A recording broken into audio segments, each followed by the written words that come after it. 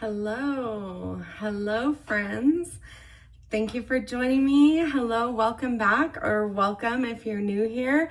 My name is Tiffany Joy Bankhead, and this is the Totally Kind of Okay podcast. I'm your host, and I appreciate you being here today. I am really excited about this episode because I think this is something a lot of people are struggling with these days. I know I have been being single as a millennial for 5 years now. I've been in the dating pool, off in and out of it for the past 5 years. And let me just tell you, this is going to be a good episode if you are experiencing, struggling with dating today in this universe as a millennial. So welcome to the Totally Kind of Okay podcast. This is episode 40. This podcast is designed to improve your mental health with each episode, and I talk about my real life experiences with my mental health struggles and the things I've overcome and the victories I've had. I discuss my personal experience with after being diagnosed 13 years ago with bipolar type 2, and as well as later diagnosis I had was ADHD, PTSD, generalized anxiety, and most recently marijuana substance use disorder. I've also been diagnosed with seasonal affective disorder, but that kind of goes along with the bipolar disorder. And we start every episode with an affirmation, and that's because I believe it is so important what you tell yourself, the thoughts you create in your mind, because what you tell yourself becomes your reality, and our thoughts become our beliefs about ourselves and the world around us, and our beliefs influence our emotions, which influence our reactions, which creates our consequences. So it all starts with what we think and what we tell ourselves. Today's affirmation, I'm going to tell you what it is, and then we're going to repeat it 3 times together. Today's affirmation is, I am worthy of finding the right person who will value me and love me for who I am. So let's say that 3 times together. I am worthy of finding the right person who will value me and love me for who I am. I am worthy of finding the right person who will value me and love me for who I am. I am worthy of finding the right person who will value me and love me for who I am. Today, I'm talking about how to successfully date as a millennial. Again, like I said, I've been single for 5 years, and I believe I have a lot of experience to bring to the table with the topic of dating. Dating can be especially hard as millennials. There's so much pressure at this age to find the one, and there's often so many options. It's hard to decide and pick like who is the right one.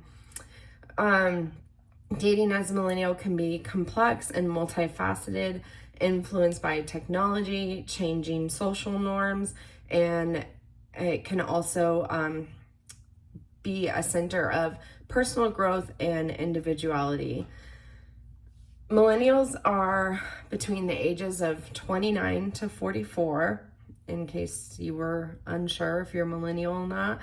I also think if you're a Gen Z, this episode is also helpful. I specifically titled it for millennials because that's what I am and that's my experience, but I think this advice would be helpful for Gen Zs as well.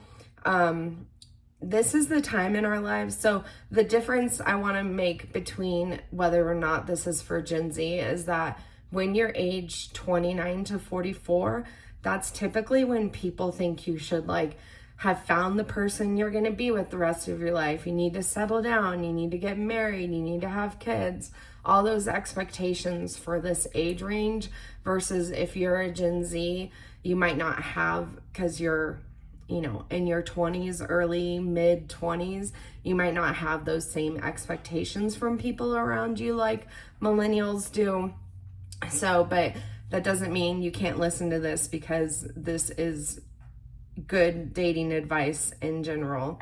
It's also an age where we feel this is an age where you typically feel comfortable with who you are, you know what you want out of life, and you probably have some stability in our lives, whether that's financially or relationally or occupationally. You probably have like some sort of career. Who knows, you could be reinventing yourself, but usually by the time you're like in your 30s, 40s, you're pretty like successful in general, maybe not where you want to be, but you've had some success, you've had a lot of personal growth, you have figured out like what you want out of life, what your goals are. And so it sets the stage for you, kind of like, it sets your expectations to where you know who you are and you know what you want, and so you don't really settle for anything, which is a great thing. Like, you shouldn't be settling for something that's mediocre or someone who doesn't treat you great. And yeah, so some of us, if you're like me, have already been married and you're now divorced and going back into the dating pool. I got divorced 5 years ago, and thus why I've been single for 5 years. I honestly never thought I was going to be single for 5 years. I thought for sure within a couple years I would be booed up and have a relationship again. I will say I had a year-long situationship during that 5 years, so I wasn't in a relationship. If you know what if you're a millennial, you should know what a situationship is. So it was kind of like that, like, I like this person, we're spending time together, we're doing things, but neither person is like committed to a relationship and to like making the plunge into like being together. So while many women at this age are ready to settle down, it seems like at this age, like 29 to 44, more and more men are not as willing or not as desiring settling down yet, which can be very difficult because typically when you're dating, you want to date someone within like approximately the same age, maybe like 5 years older, 5 years younger. And if you're in your 30s, that basically puts you with the same age group of guys, and a lot of the guys don't want to settle down. So that can create a lot of issues for women who really do want to settle down, because women, if you want to have kids, this is the age where you feel a lot of pressure to do so. And let's just be honest, your biological clock is ticking. You only have, for me, I'm 37 years old. And so realistically, I have about 10 years or less, like maybe 5 to 10 years, where I can conceive a child naturally. And that's if I want to have biological kids, which I do, but I also want to adopt as well, like foster to adopt. So I'm kind of open to like the idea of motherhood and how I'm going to become a mother, but I would definitely love to have biological children. And so that creates a point of contention between men and women dating at this stage, because men may not take a relationship so seriously versus women are wanting to dive in and become stable within a relationship really quickly because they want to have kids. And you obviously know this, like, due to the availability of dating apps these days, many men feel like they have so many options. They treat dating like a buffet where they have endless opportunities to choose what they want. For me, the dating apps have been pretty much not successful. Obviously, I'm not in a relationship, so I haven't had like the successful story from a dating app getting into a relationship. I've had many dates, some casual encounters, and I feel like the men on these apps treat it like a buffet, like, oh, I'll pick and choose what I want, and there's like an endless abundance of options of what I can have. Women also tend to swipe left on many guys that have potential just because a guy doesn't meet your height range or this is funny, poses in a picture with a fish. This is a thing. So many women get turned off by the guy with a picture with a fish in his dating profile, which at first I will say that was me. I was like, what the heck is this guy doing posing with a fish? But honestly, a guy that likes fishing is probably like a good manly guy, and he has hobbies and he's getting outside. Like, there's a lot of good things about men who like fishing. So I don't think that should be a turn off and a reason to swipe left. And definitely like not a guy not being in your height range, that should not be a reason to swipe left, unless maybe, you know, you biologically you want really tall children for whatever reason. I don't think it really matters, but typically women will discredit a guy that has a lot going for him because he doesn't meet a specific criteria. Communication can also be challenging on dating apps because people either don't take it seriously or write someone off quickly and move on to the next, because dating apps have made the pool a lot bigger. I live in a really small town, so if I were to just date people on dating apps within like a 30-50 mile radius of me, I would have very, very few options. But with dating apps now, you can set your range to like 100, 200, 1,000 miles and have such a broad selection and variety of people that it's easy when you're communicating with someone to just write them off and like you're like, okay, next, let's move on. Just the nature of communicating on dating apps is so impersonal, and it's hard to gauge the mood and the tone of a person's message. I will say I recently got back on the dating apps. I took like a break off from them, and I had over 50 matches, and out of those 50 matches, only about 20 guys messaged me, and out of those 20, I've only had legit conversations with like 2. So out of over 50 matches, I've only had like real engagement with 2 guys out of that.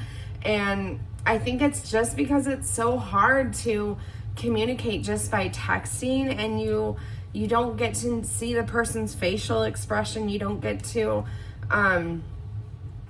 hear their tone of voice, and those things are what attract us to other people, is like seeing how they're reacting to us, seeing their mood, hearing their voice. Like, those are the things that build an attraction. That's why it can be really hard to communicate on apps, and why there's not a lot of success when you're just messaging people. There's also a constant pressure because there's a constant exposure to curated online lives. So you see people who only post specific things about their lives, and they curate like a specific like brand or look, or, you know, just the highlights, just the good parts of their life. And because we're exposed to that, it can create unrealistic expectations and pressure to present a perfect dating experience, leading to feelings of inadequacy and comparison. So all that being said, the dating apps is very hard for the reasons I just explained. And I still know a lot of people that have had success, that have on different apps, that have ended up either married or in a long-term relationship. But that doesn't mean that it's going to work for you, but it also doesn't mean it's not going to work for you. It could not. But this is what I want to tell you. So after explaining kind of the situation of today's dating world for millennials, I want to tell you now how to successfully date as a millennial. And this is my advice. This is what I have practiced. I obviously haven't met the one yet, but I've met a lot of decent guys.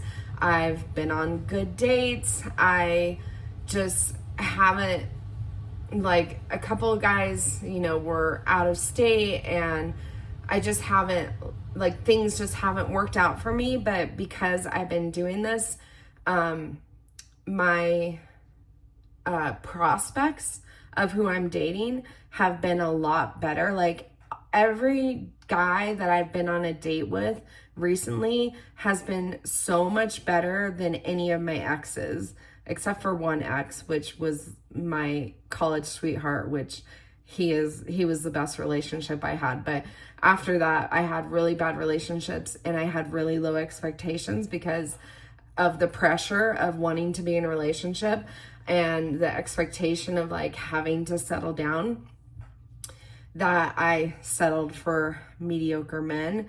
And this is what I'm doing now that has got me to a higher caliber of men and of people in general that I have been dating. So, to better deal with the single dating life, this is my first suggestion to date successfully, is make dating a hobby. Instead of your time and thoughts being monopolized by dating, make it something you just do once or twice a week.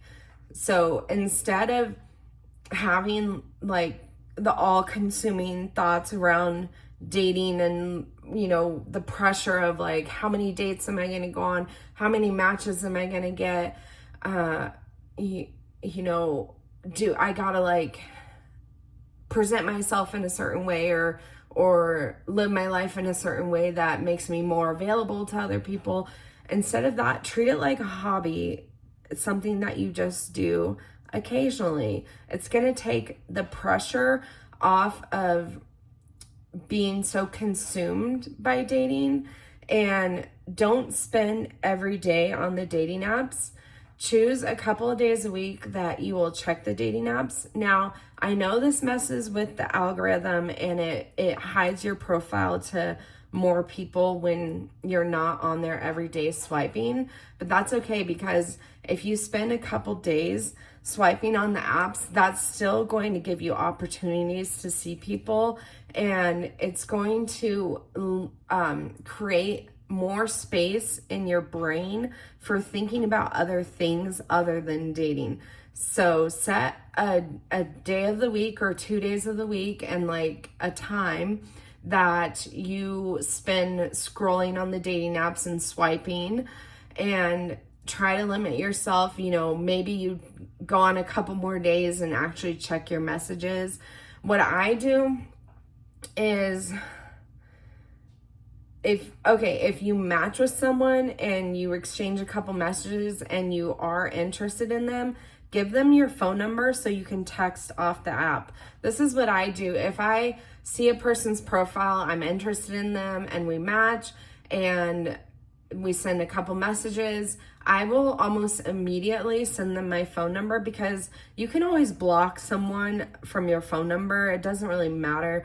Obviously, they can, do a background check on you if they have your phone number, but hopefully that won't really matter if they do a background check. Like, hopefully you're not, a criminal, or, even if you are a criminal, hopefully it's in your past and you've moved on. But texting is so much easier. That way you don't have to go on the apps every day to check your messages. And it's also a way to, what I do is I will screenshot a picture from the guy's profile and save that picture as, like, their contact information, so I know who I'm talking to. And also, it's like a way for me to kind of really see the person I'm talking to rather than just messaging. Anyway, that's what I do. You don't have to do that. But what I do suggest as far as the dating apps is take time to read someone's profile. And if they have anything that interests you, then match with them. Maybe there's a couple things that, like, I'll give a specific example. For me, when I see a guy's profile and he's into gaming or what else? Gaming, and there's another one, I can't think of it. Oh, like Star Wars or whatever, like what's it called? I can't think of it. Like more scientific shows and stuff. That's not something that really interests me. I don't really connect with people. I don't do that in particular. But if they have other things on their profile that do interest me, then I am like, okay, they have XYZ that I'm interested in. Maybe I'm not interested in everything they have on their profile, but they have some interest and I'm attracted to their pictures. I will match with them. This also helps you not swipe so quickly, because it's easy to just look at the first picture and go left or right. But take time. Like, guys don't tend to put a lot on their bios from what I've seen. So when a guy puts in the effort of actually putting something on his bio, that is a good sign that he is willing to make an effort with you, if he's willing to put effort into creating something on his bio, on his profile. My next piece of advice for dating is spend most of your time with your friends and family and doing things on your own. It matters so much who you hang out with, because those are the people that will influence you the most. You've probably heard this, but the 5 people you spend the most time with are the people that have the most influence on you and the people that you're going to be most alike. So spend time focusing on the healthy relationships that you do have. Make plans to meet up with friends at least once a week. Whether you could do coffee, brunch, happy hour, walk in the park, a hike, bowling, mini golf, see a comedy show, have a game night or a paint night. Those are just about 10 examples of something that you can do once a week with your friends. There's so many other things, like depending on your interests and hobbies and what you and your sometimes you just want to be around your friends and just laugh and joke about nothing or watch a show. The important thing is that you're spending time with friends and family, because then you're not consumed by the thoughts of dating, and you're also getting fulfilled and nourished in healthy relationships, and that will make you feel like you have a more full life, and it will make your life more satisfying and gratifying, and you won't feel like you're missing so much. Do things with your friends that you would be doing on a date. So anything that you pictured yourself doing on a date, or things you want a guy to do with a guy or a girl or a woman, those things you can do with your friends. And it's usually it's even more fun when you do those things with your friends, because you guys already get along, you already know each other, you already know how to have a good time together, and you don't need to wait to have a significant other in your life in order to do these fun things. Do these fun things with your friends, and as I said, your life is going to be so much more rich and full with experiences, and that's going to make you not only a happier, more content person with your life right now, and not worry so much about not having someone in your life right now, but it's also going to make you a more interesting person to be around. And when someone does ask you, what do you like to do for fun? You literally have a bunch of things you can name that you do for fun already. I feel like that's like one of the most popular questions that people ask on a dating app is, what do you like to do for fun? If you're not doing things and having experiences with your friends or your family members, then you're not going to have much to say. You're not going to be able to reply much because you're not living your life to the fullest and having experiences doing fun things. The other thing I suggest is take yourself on a date or a date night at home at least a couple times a month. I think it is so important as a single person to be dating yourself. This is something that I recently had therapy like a couple weeks ago, and I was telling my therapist how I was lonely and sad and really wanted someone in my life, which I have not felt that desperate and lonely for a long time. And it's because the advice I just gave you, I was spending so much time with friends that I didn't really feel like I was missing much. I didn't feel a void in my life because I was filling that void with great experiences with great people and great friends. And when I mentioned that I was feeling lonely and kind of desperate to find somebody to my therapist, she said, well, how is your dating life going, dating yourself? And I was like, you know what? I have not been dating myself very much this past couple months. I used to make it a priority that every Friday night I would do a date night with myself, whether that was at home doing something, just getting takeout and watching a movie of my choice, or having a dance party on Friday nights, or going out to happy hour, having a couple drinks at the bar, or I would take myself out to a restaurant, or just plan something like go listen to live music. Whatever it was, I would spend a day, almost every week, I'd spend one day doing a date with myself. And that was a great way to get to know myself, to be comfortable in uncomfortable situations. When you're alone, you tend to be more uncomfortable, and putting myself into uncomfortable situations has made me more comfortable with who I am, because it's helped me grow. It's helped me get over mental obstacles of like, I can't do this alone, and I'm like, I can actually do this by myself and have a good time by myself. And again, it fills that void of feeling like you need someone to do something with. You can do things on your own, and it makes you feel good about yourself. It makes you more confident, and it's also a great way to put yourself out there and get to know other people, especially if you go do an activity or go sit at a bar and have a couple appetizers and a couple drinks. Usually there's people in the environment, and that puts you out there to organically meet someone. Because if you're just staying home and you're not hanging out with friends or family, you're not going and doing things by yourself, you're not going to meet someone organically, because you're not going anywhere. You're just isolating. So get out there, go do things.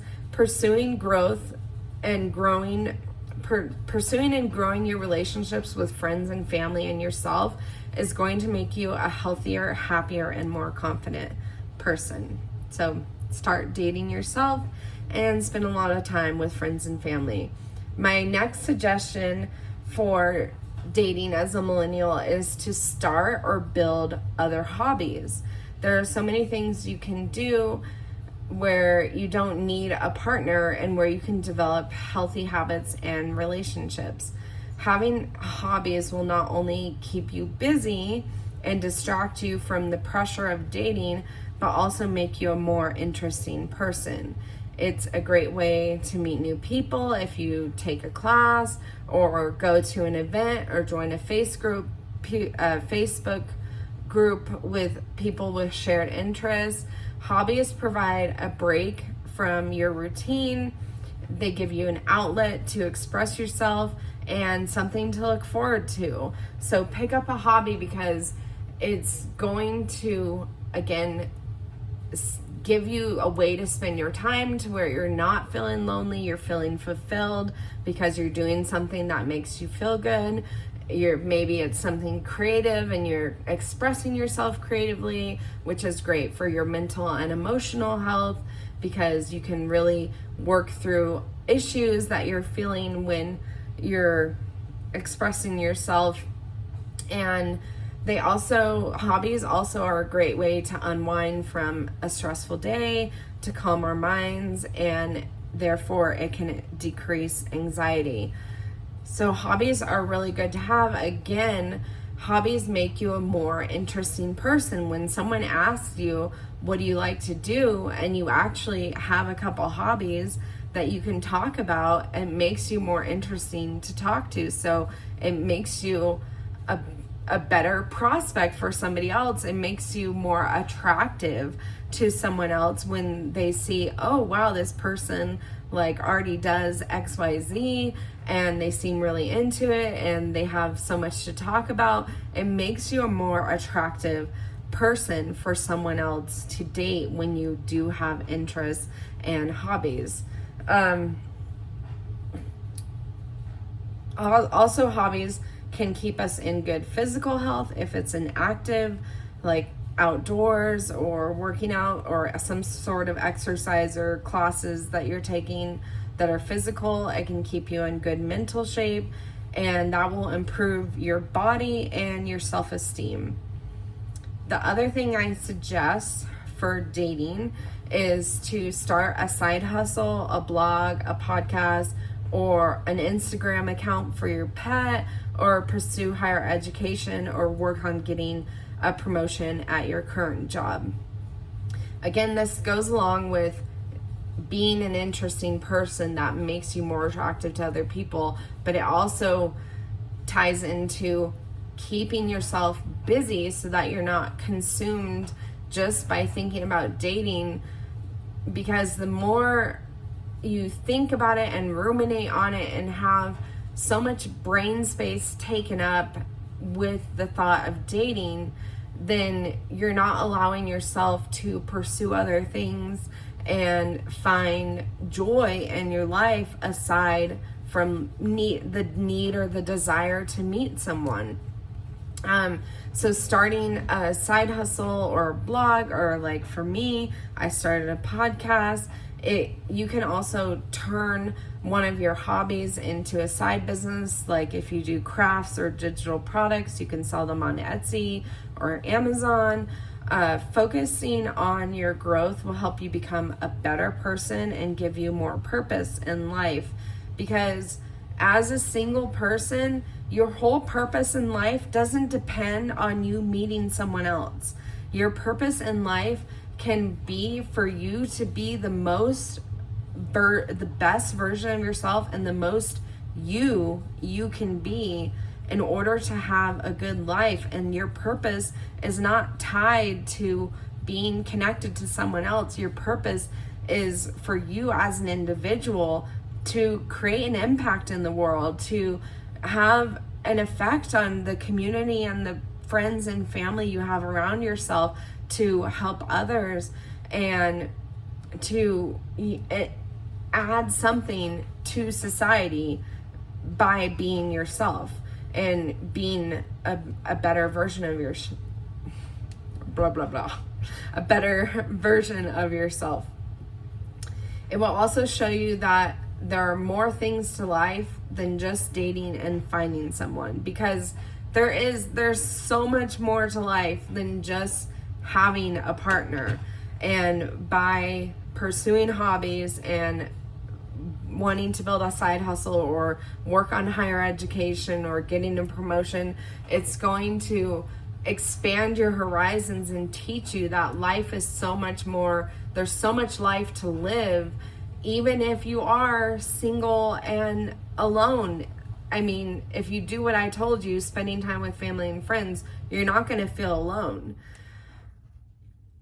And the next thing I want you to do, so that was kind of my advice, like what to do while you're waiting to meet the right person. And here's some tactical advice to meet the right person. make a list of things you want and need in a partner and a list of things you will not tolerate in a relationship. So make 2 lists. The first list is what you're looking for, like the characteristics, qualities of the person that you want in a partner or a future spouse. And the second list is things you will not tolerate in a future relationship. I heard this in a breakup book. I forget what it was called, but it said make a list of things you won't tolerate, because knowing the things that are red flags or deal breakers, which I literally just in therapy within the past few months have learned about red flags and deal breakers. Hold on. Is the things that are really not acceptable to you, the things that you shouldn't allow to happen because they either affect your emotional or your mental health, or they make you feel like you're not as good of a person. Anybody that makes you feel less than in any way they act or behave, or that what the words they tell you, does not deserve you, does not deserve to be a part of your life. So have those lists of things you will not tolerate, because it's going to help you eliminate people that are not for you. But making the list of things that you want in a partner will give you a clear vision of the person you want to be with and help you narrow down your search and let go of the people not meant for you. Deciding on things you do not want in a relationship will provide you the strength to move on from someone who is not right for you, so you don't waste your time on the wrong people. Sometimes, I heard this on a podcast, it's called Almost Adulting with Violet Benson. She's the founder of the Daddy Issues account on Instagram. Sometimes the hardest part about dating is not finding the right person, but letting go of the wrong people. I'll say that again. Sometimes the hardest part about dating is not finding the right person, but letting go of the wrong people. So don't settle for something mediocre. Don't settle for someone that just makes you feel okay. You want someone, as our affirmation said, you want someone who values you for you and who loves you as you, is not trying to change you or manipulate you or gaslight you. You want someone that genuinely makes you feel good about who you are. And my next piece of advice, this is something I have done that has been a game changer for my mental health, emotional health when it comes to dating. My advice is, and this is what I tell every single person I know that is a single person. I tell everyone I know that is single to do this because it had made such a dramatic difference in my overall wellness, is take a break from dating overall. I took a year completely off from dating, off the apps, off, pursuing things. It was one of the best things I ever did for my mental health as a single person. And you don't have to take a whole year completely off of dating. You can take 3 months, 6 months, 9 months, or a year. It's up to you. But delete the dating apps, quit asking your friends to set you up with someone, and take this time to focus fully on yourself and doing you. So do those things that I talked about already. Get a hobby, take yourself on dates, spend time with friends and family. Do you as much as you can, because that is going to make you feel so good about yourself. And it's also going to give you a chance to work through any of the issues you've had from past relationships, because a lot of times when we jump from one relationship to the next, or even when we go from one relationship straight into the dating pool, we're not dealing with the past issues that we've had from our previous relationships. So Go to therapy and work through your past relationship issues. Instead of the time and effort you would spend on dating, often having overwhelming and consuming thoughts about it, spend that time on getting to know yourself and learning how to feel good about yourself. Spend that time getting to know what you really enjoy, what you like, what you dislike, what makes you feel good, how to feel better about yourself, your style, like get to know your style, what you feel comfortable wearing, what makes you feel cute or beautiful.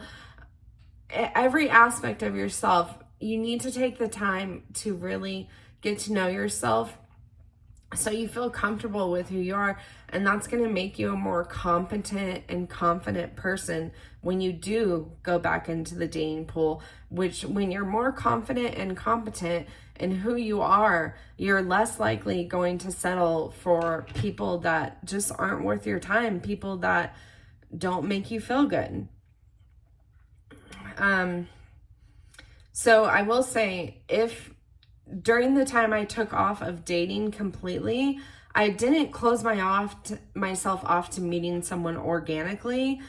So I did meet a person through my work, and I went on a couple dates with them. It didn't work out, but I had a good time on the couple dates. But you can take a break from dating, and the break, I mean, is like, don't try to force something. So if something happens naturally and you meet someone organically while you're having fun doing something, either by yourself or with your friends, then don't discard them.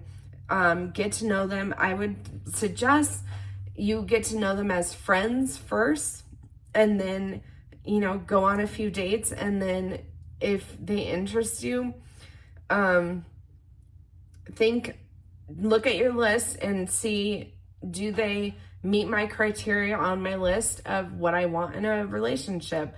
Have they given me red flags and shown me things that I don't want?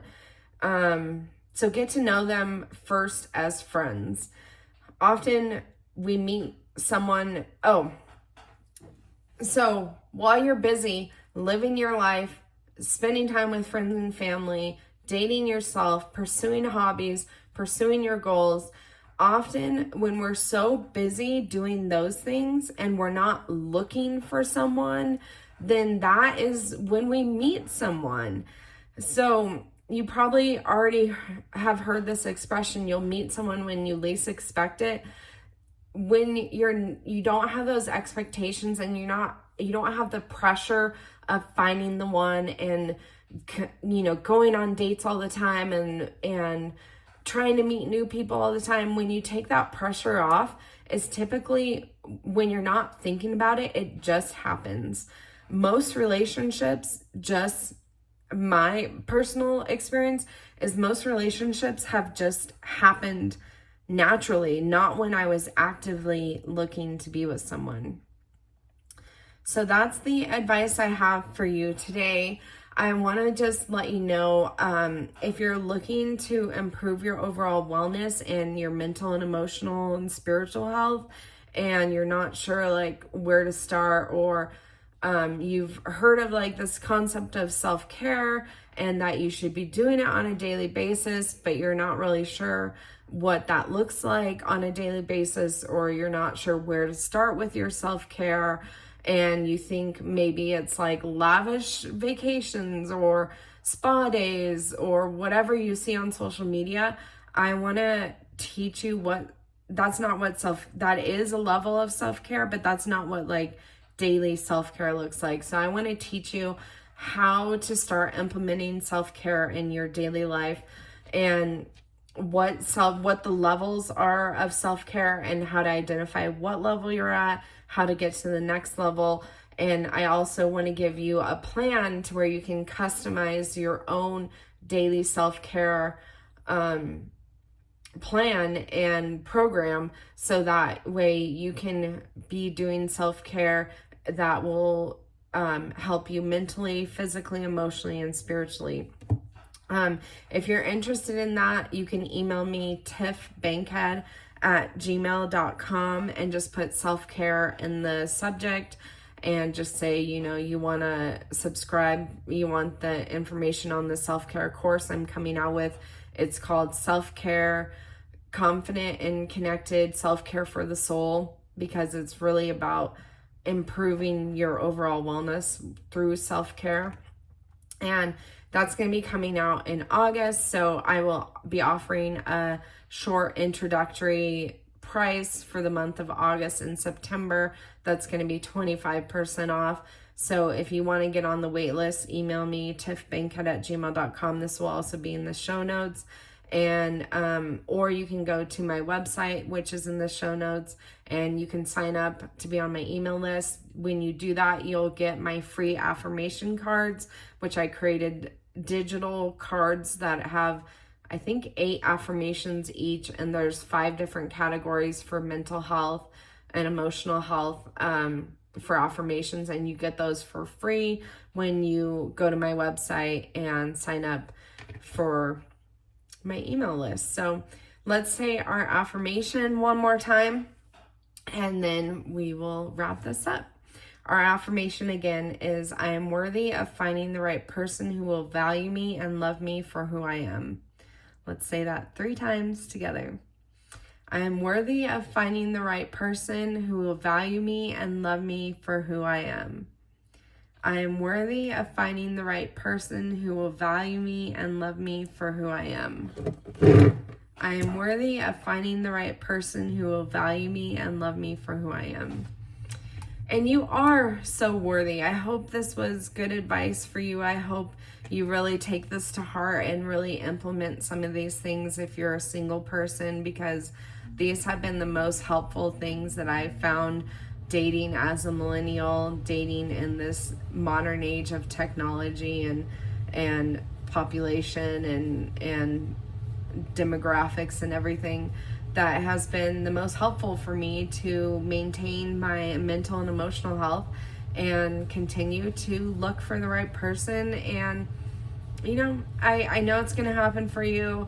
Like, I never thought I would be single for 5 years, and I don't know how much longer I'm gonna be single. But by doing these things, I have built a really fulfilling, beautiful life that I enjoy every day, and I don't feel like I'm missing out on that much. I do sometimes feel a void in my life, but quickly I realize that I can fill that void with other things in order to feel good. So thanks for listening today and being a part of this community. I want you to know that there are so many good things ahead of you in life. You can achieve your dreams, and you will find happiness and peace. You are worthy as you are, and you have so much value to offer this world. You are an amazing person. I love you. Email this show. Our email will be in the notes. Totally kind of okay, just the O and K @gmail.com. Follow me on Instagram. It's just Tiffany Joy Bankhead on Instagram. I post more of my daily life, and you can get to know me and see my golden retrievers and get more funny and inspirational videos on there. So I appreciate you, and see you next time. Love you.